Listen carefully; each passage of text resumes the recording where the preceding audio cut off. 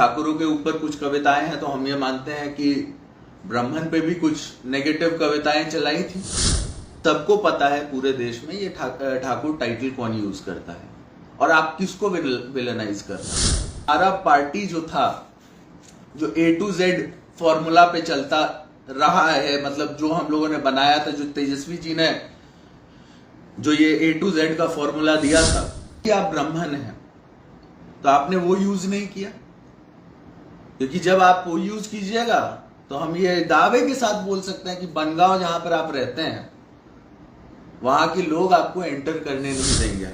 माननीय सांसद ने किस तरीके से राज्यसभा में ठाकुरों के ऊपर जो है पोएम कहा, मैं देख रहा था और मुझे आश्चर्य होता है कि ये लोग खुद को जो है समाजवाद के जो है अब समझते हैं कि एक सिपाही हैं। बहुत आश्चर्य इस बात से भी होता है कि आपने उस समय, जब मैं पूरा जो पोएम देख रहा था, इन्होंने बोला कि मैं जात पात पे नहीं जा रहा हूं, और फिर उसके बाद पूरा का पूरा विलेनाइज जो है आपने ठाकुरों का कर दिया। ये जो ठाकुर है, ये जो टाइटल होता है, सबको पता है पूरे देश में ये ठाकुर टाइटल कौन यूज करता है और आप किसको विलेनाइज कर रहे हैं।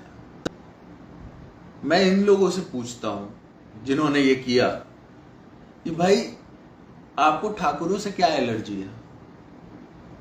दुनिया में इतने सारे पोयम हैं, इतनी सारी कविताएं हैं, कभी आपने वो यूज नहीं किया। अगर ठाकुरों के ऊपर कुछ कविताएं हैं तो हम ये मानते हैं कि ब्राह्मण पे भी कुछ नेगेटिव कविताएं चलाई थी, जिसे मैं सही नहीं मानता हूं। लेकिन क्योंकि आप ब्राह्मण हैं तो आपने वो यूज नहीं किया। क्योंकि जब आप वो यूज कीजिएगा तो हम ये दावे के साथ बोल सकते हैं कि बनगांव जहां पर आप रहते हैं वहां के लोग आपको एंटर करने नहीं देंगे।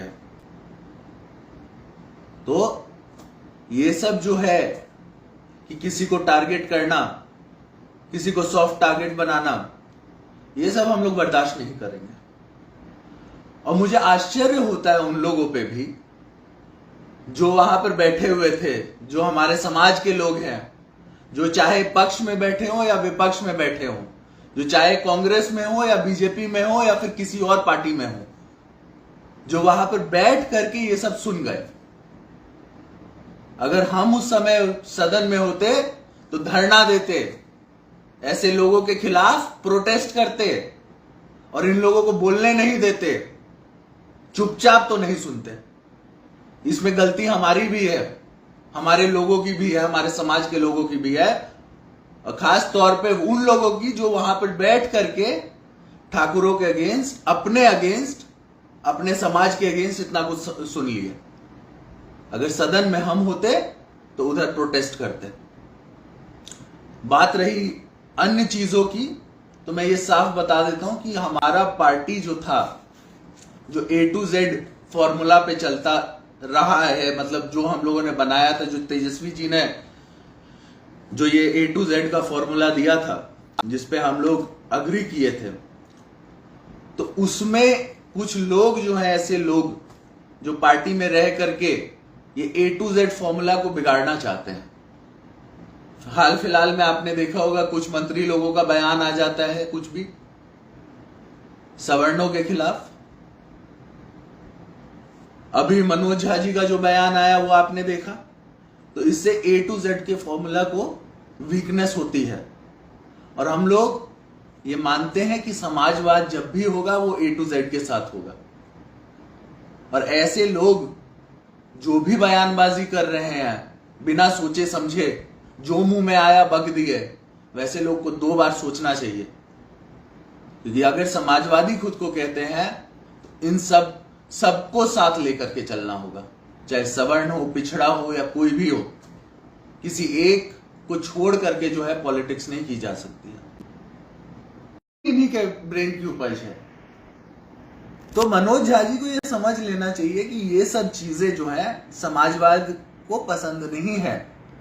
समाजवाद सबको एक साथ लेकर के चलता है, और ये जो दोगलापंथी है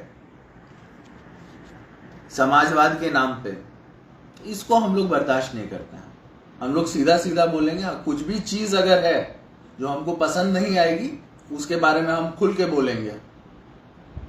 हम उनमें से नहीं है जो चूड़ी पहन करके साइड में बैठ जाएं और चुपचाप तमाशा जो है देखते रहें। ये सब हम लोग से बर्दाश्त नहीं होता है। आप आइए, बोल दीजिए ठाकुरों के बारे में एक पोयम पढ़ दीजिए और हम लोग चुपचाप बैठ जाएं, ये सब हम लोग से बर्दाश्त नहीं होने वाला है। खुल करके और जम करके विरोध करेंगे और कान खोल करके सुन लीजिए सब लोग, है ना। ये सब हम लोग नहीं बर्दाश्त करते हैं। इस चीज को अगर जरूरत पड़ेगा तो पार्टी फोरम में भी रखेंगे हम, कि एक जात दो जात को जो है टारगेट करके कभी पॉलिटिक्स नहीं की जा सकती है। सबको साथ लेकर के पॉलिटिक्स की जाएगी जब भी की जाएगी। और जो भी ये मास्टरमाइंड बन रहे हैं, जो लगातार बयानबाजी जो है गलत कर रहे हैं पार्टी में रह करके, उन सब के को जो है पब्लिकली माफी मांगनी चाहिए। जनभावना के साथ खिलवाड़ नहीं करना चाहिए। जनता की जो भावना है उसको समझना चाहिए, क्योंकि पॉलिटिक्स जनता से है। और जनता के खिलाफ अगर कोई बोलेगा, जनभावना और जनमानस के खिलाफ अगर कोई जाएगा, तो हम ये नहीं मानते कि वो अच्छा पॉलिटिशियन हो सकता है।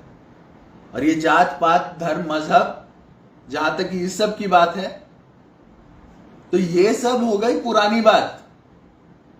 कोई आज सोच ले कि बैकवर्ड और फॉरवर्ड के हिसाब से जो है पॉलिटिक्स की जाए, तो ये सब पुरानी बात है। अब ये देश जो है उससे ऊपर उठ चुका है। यहां पर सबके साथ ही पॉलिटिक्स होगी। और मैं पूछता हूं उन लोगों से जो ठाकुर के ऊपर जो है पोयम पढ़ रहे थे संसद में, कि जब अगर बाय चांस आपको खून की जरूरत पड़ गई तो क्या आप ये देखिएगा जब खून लेते हुए कि वो ठाकुर का है कि नहीं है? आप बोलता है ठाकुर अंदर का ठाकुर मारो। हाँ, ठाकुर क्या होता था? ठाकुर का टाइटल समझते हैं? टाइटल क्या होता है? ठाकुर होता है वो देने वाला। हम लोग भगवान श्री कृष्ण को भी ठाकुर बोलते हैं, तो आप ठाकुर मारने चले हैं? ठाकुर मारो क्यों नहीं बोले उधर? आप इतने ही समाजवादी बनते हैं तो बोलिए कि हम अंदर का ब्राह्मण मारते हैं। चेतन आनंद लिखते हैं हम, आप क्यों नहीं मनोज डायरेक्ट लिखते हैं? झा क्यों लगा रखे हैं? तो ये सब जो बातें हैं, ये पढ़ाने लिखाने वाली बात नहीं होती है। ये सब ऐसे नहीं चलता है। और इस सब जब ऐसी बात आएगी, कहीं भी आएगी, किसी के द्वारा भी आएगी, चाहे वो मेरे पार्टी का क्यों ना हो, हम विरोध करेंगे। ठाकुर का मतलब समझिए पहले, इतिहास में जाइए, ठाकुर का क्या मतलब होता है। श्री कृष्ण को ठाकुर जी क्यों बोलते हैं? ठाकुर होता है देने वाला। और ठाकुर टाइटल कौन यूज करता है, उसको लेकर के अगर आप ये दुनिया को बरगलाइएगा और कहिएगा जात पात नहीं, तो सब जान रहे हैं कि आप किसको टारगेट करने की कोशिश कर रहे हैं। आपको पब्लिकली सामने आकर के माफी मांगना चाहिए सब लोगों से। जब भी पॉलिटिक्स होगी इस देश में, समाजवाद की पॉलिटिक्स जब भी होगी, तो वो सबको साथ लेकर के होगी।